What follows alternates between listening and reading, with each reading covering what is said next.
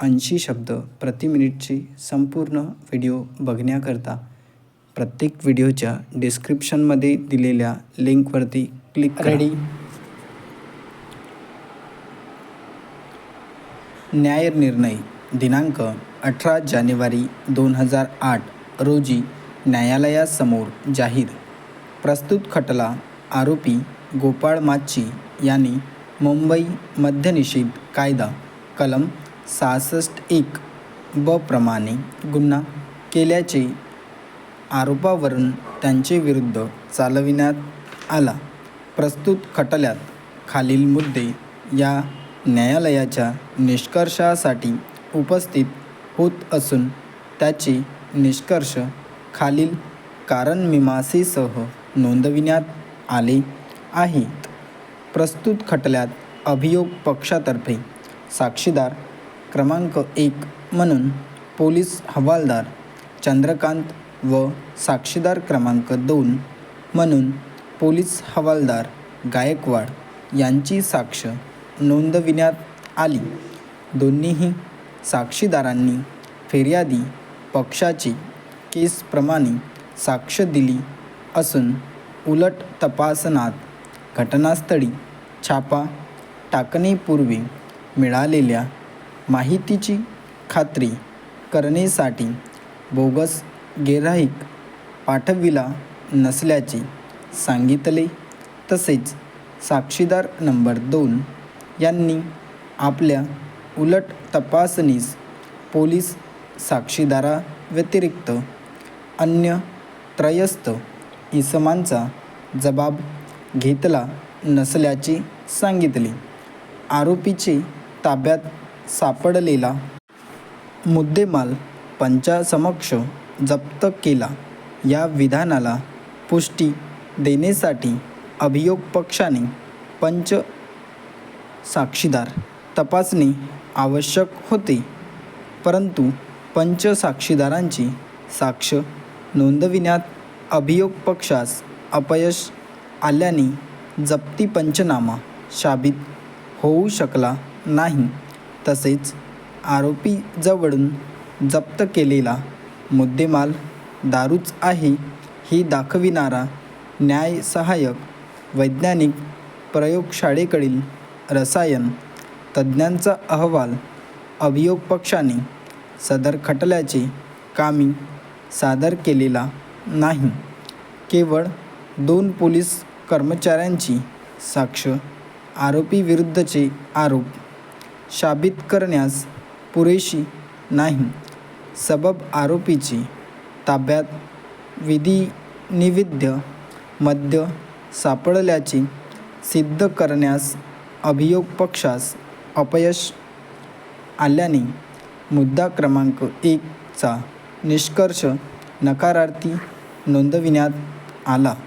मुद्दा क्रमांक 1 सिद्ध करण्यास अभियोग पक्षास अपयश आल्याने आरोपी निर्दोषमुक्त होण्यास पात्र आहे. सबब आदेश करण्यात येत आहे.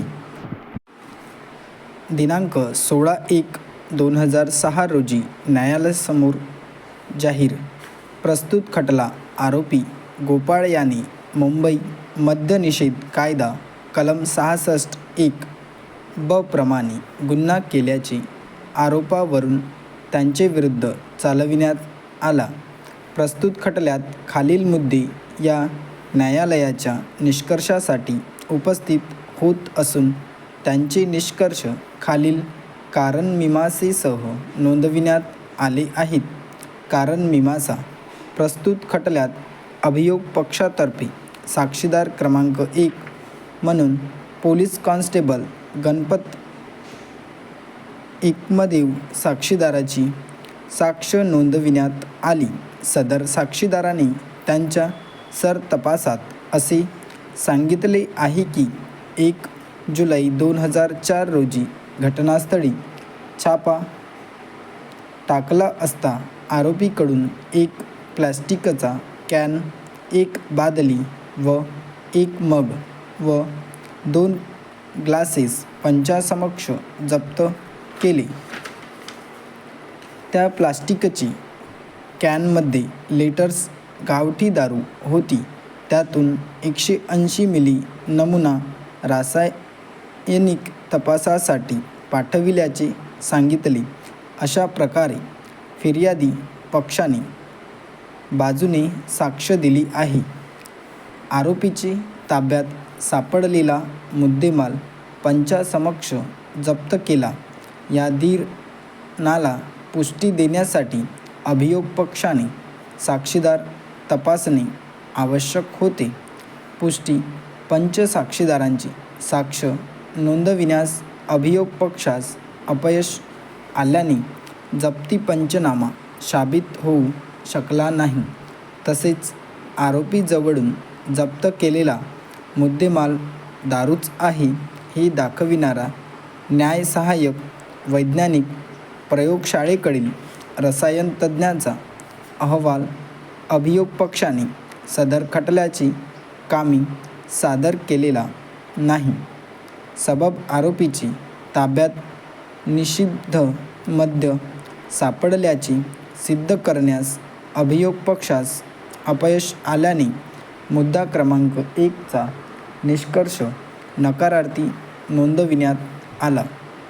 मुद्दा क्रमांक 1 विरुद्ध करण्यास अभियोग पक्षास अपयश आल्याने आरोपी निर्दोष मुक्त होण्यास पात्र आहे.